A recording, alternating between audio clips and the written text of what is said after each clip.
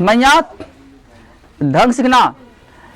ऐसे इसके विषय में हम आपको कुछ ना कुछ कर दिए, इस पर मैथ सोल्व करने का तरीका आपको बता दिए थे, कल भी मैथ इस पर बनाए थे, लेकिन 5 नंबर का जो थ्योरम आएगा सिद्ध करने के लिए तो वो आपको सिद्ध नहीं होगा। वो जो हमने कल बताया था इस पर मैथ, वो खाली मैथ बनेगा उससे, बुझ गए। लेकिन 5 नंबर का स्पेशल वो सिद्ध करने के लिए आएगा अंत में दीर्घ उत्तरीय प्रश्न में कि सिद्ध करे कि दो समरूप त्रिभुज के क्षेत्रफलों का अनुपात संगत भुजाओं के वर्गों के अनुपात के बराबर होता है, तो ऐसे में उससे परेशानी बढ़ जाएगा।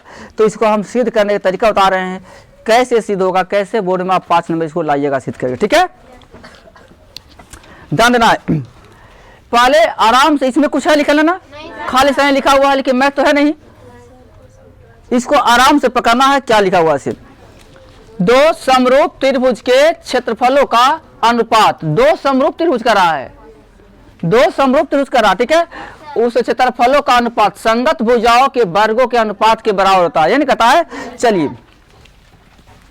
पहले हम दो को त्रिभुज बनाएंगे।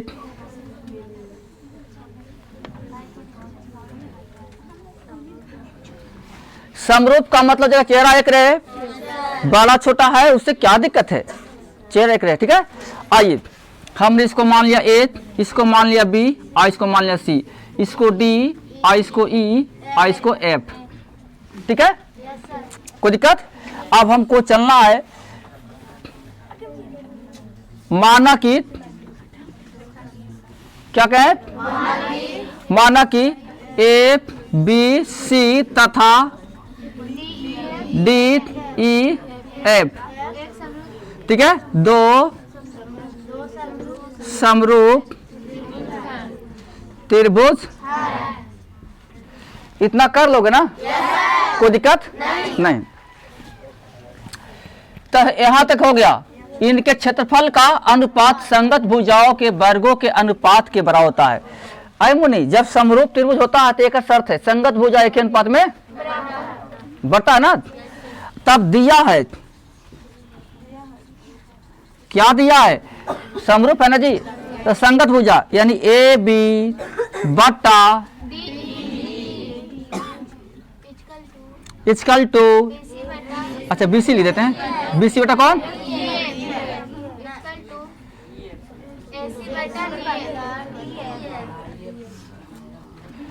ये जानते हैं सबको, ये आपको जानकारी है शुरू से,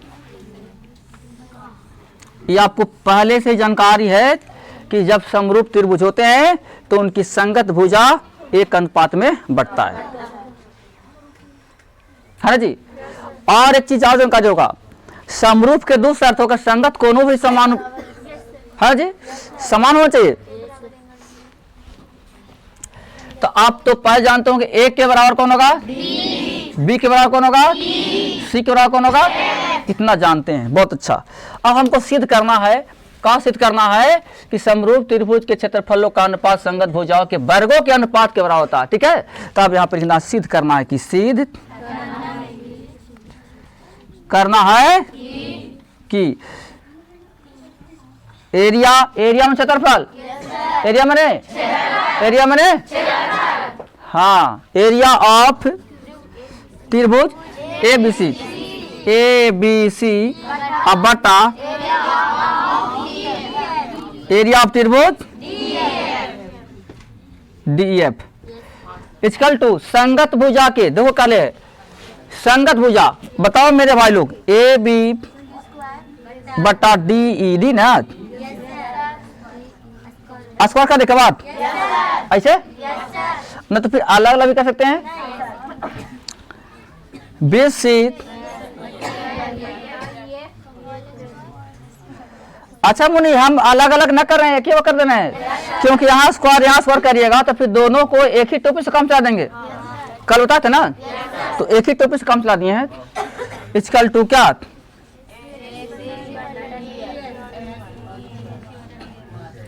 यहाँ पर कोई दिक्कत, यहां तक तुम्हारा मैथ है। अब चलेंगे प्रमाण में, हम प्रूफ करने जा रहे हैं। देखिए एगो थ्योरम को सिद्ध करने के लिए कितने चीज चाहिए, पहले से तो माना है कि इतना मान लेंगे, फिर दिया है मैंने का हो रहा से, फिर दूसरा सिद्ध करना है, फिर तीसरा प्रमाण, लेकिन ऐसा करो, ये रचना, चलो पहले रचना, पहले रचो अपना हाथ से, अरचना, क्योंकि क्षेत्रफल की बात है, क्षेत्रफल में हमको चाहिए क्या, ऊंचाई। अभी तो इसमें ऊंचाई है ही नहीं, है क्षेत्रफल में हमको चाहिए ऊंचाई। अब बिना ऊंचाई के काम होगा ही नहीं, तो ऊंचाई निकालेंगे। पहले आओ, लंब है मेरे भाई लोग, ठीक है। अब यहां लिखते हैं रचना, या नाम देते हैं एम, दे दो, या दे देते हैं एन, ठीक है। अब आइए, ए एम लंब बीसी तथा डी एन, देखो रे माही, एरा लंब कहते हैं सन का के, सीखो क्या कहें सो, हाँ, डी एन लंब ई एफ पर खींचा, खींच दिया ना। अब जब खींचिए तब तो मालूम होगा, जहाँ पे लंब गिरता है वहाँ पे 90 डिग्री बन जाता है अपने आप, बनता है ना जी। तो चलिए लेके चलते हैं प्रमाण में। अब प्रमाण, ठीक है, त्रिभुज ए बी सी का क्षेत्रफल बराबर, ठीक है, बोले क्या होगा, हाफ गुना, हाफ गुना आधार गुना ऊंचाई। आपको बहुत दिन से याद है फॉर्मूला, नहीं। अब चलिए एक ही बार हम कर लेते हैं, कर लेना। देखिए, एरिया ऑफ त्रिभुज ए बी सी बटा एरिया ऑफ त्रिभुज D E F equal to, एकर फॉर्मूला होता हाफ इंटू आधार गुना, आधार क्या होगा मुनि, BC, ऊंचाई में AM, क्लियर है। अच्छा, इसको था क्या है, EF गुना क्या, DN, कोई दिक्कत। चलिए अब हम थोड़ा आगे चलते हैं। अरे मुन्नी, ये हाफ से हाफ कट सकता है बेटी कि नहीं, कटेगा। तो हम यहाँ लिख देंगे BC गुना AM बटा EF है रे, EF कौन, DN, तेरा बीच में कर दो नहीं, क्या कोई दिक्कत किसी को। BC बटा EF गुना AM बटा, क्या इतना बचेगा, बचेगा ना, कि और कोई दिक्कत है नहीं। इसको हम रोक लिए, रोक करके एकदम संजोग के रखेंगे, यही तो मेरा काम करेगा आगे। एरा ओवन कर दिए, ठीक है, कोई दिक्कत है। अब आइए, देखिए ई वाला कोनमा, ये दोनों तरफ 90 डिग्री बन गया। अब हम यहां लिखते हैं त्रिभुज ए बी एम, क्या लिखेंगे, त्रिभुज ए बी एम तथा त्रिभुज ए बी एम लिए बेटी, तो डी ई एन में। ध्यान रखिएगा, आपको हमने पहले पढ़ाया है, समरूप जब त्रिभुज होते हैं तो उनको संगत भुजानुपात में बढ़ता है। जब त्रिभुज समरूप होते हैं तो उसका कोण भी बराबर होता है ना जी। तो गौर करिएगा, आपको पहले हम बताए थे कि ई वाला कोणमा एकर बराबर, ई वाला कोणमा एकर और ई वाला कोणमा एकर। ताई मुनि बताओ, एंगल बी के बराबर कौन होगा, बताओ मेरे भाई लोग, बोलो भाई लोग, एंगल ई। बहुत सुंदर, धन्यवाद, वाह। अच्छा, एंगल एम जो है, तो एंगल एम के बराबर कौन होता, तो एन। बहुत सुंदर, वाह, है ना जी। आप तीसरा का मत बराबर कर, अपने आप बराबर हो जाती, तो दुइये को अपने बराबर हो जाएगा, ठीक है। तो अपने आप हो गया, हो न गया। जब दो को कोण बराबर हो गया, तय त्रिभुज को समरूप होना है, तो एक संगत भुजा भी बराबर होगा। तो आइए, ए बी बटा कौन, डी ई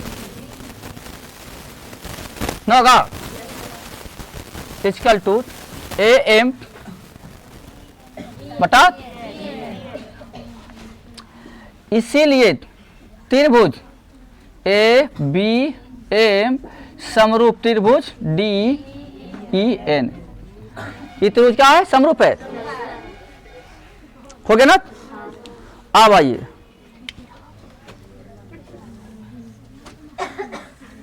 ये क्या है? समरूप है। अब आप ध्यान दीजिएगा, इसको करते हैं 1 नंबर, इसको करते हैं 2 नंबर और इसको करते हैं 3 नंबर। ठीक है, देखिए इसको क्या माने हैं? 1 नंबर।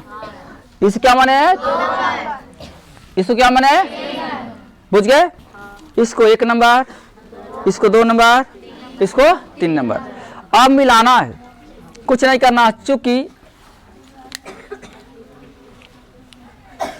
अब देखना है वन पर लिखेंगे 2 तथा 3 से। कहां से? हाँ 2 में क्या है मुनीत? तो एरिया ऑफ त्रिभुज बोलो ए बी सी बटा ऑफ त्रिभुज डी ई एफ बराबर बोलो इसमें क्या है? बी सी बटा ई एफ गुना क्या है? एम बटा डी है। हमने कहा है कि 2 और 3 से 2 और 3 को देखेगा, ये 2 को तो लिख दिए और 3 में देखो तो ध्यान देना होगा। डी एम बटा एम बटा डी एन, एम बटा डी एन एक कर देगा, फिर क्या है? A B. क्या है? इसके जगह पर क्या है? है ना बी। तो बताइए हम इसके जगह पर ए बी लिख सकते हैं? लिख सकते हैं। लेकिन अब आइएगा, जब हम ए बी लिखेंगे तो ए बी देखो तो ए बी के जगह पर क्या होता है? यहां देखिए तो बुझ गए? हम ए एम के जगह पर ये तो मिल रहा दोनों ना मिल रहा, देखो ना, है ना जी। तो यहां लिख दो बी सी बटा ई एफ गुना एम के जगह पे क्या लिख देंगे? ए बी बटा, कोई दिक्कत? या बी सी बटा ई एफ गुना ए बी और डी, ए बी और ये दोनों के जगह पर कौन हो सकता है? बी सी बटा कौन? E F. ये कहां से? तो दिया है, दिया है ना। अब बताओ तो बी सी गुना बी सी बराबर क्या हो जाएगा? बी सी स्क्वायर हो जाएगा और ई एफ गुना ई एफ बराबर क्या हो जाएगा? हो जाएगा। इसको मॉडलाइज कर दिए तो हो जाएगा बी सी बटा ई एफ के स्क्वायर। आ गया ना? अब यही हो जाएगा बस कि एरिया ऑफ त्रिभुज ए बी सी बटा एरिया ऑफ त्रिभुज डी ई एफ है बराबर क्या? तो ए बी बटा डी ई के स्क्वायर बराबर बी सी बटा ई एफ के स्क्वायर बराबर क्या हो जाएगा? ए सी बटा डी एफ के, यही हो जाएगा प्रूव्ड। कोई दिक्कत किसी को? माने कि हमने सिखाया ना कि कैसा ऐसे जब ए ओ के किए हैं तो सब एक दूसरे बराबर ना है, सब अपने आप आते चल जाएगा। और कल से इसको सिद्ध करके लाना होगा पन्ना पर, ठीक है? लगातार अब आप लोग को लोड देंगे, जा रहा समझ गए ना?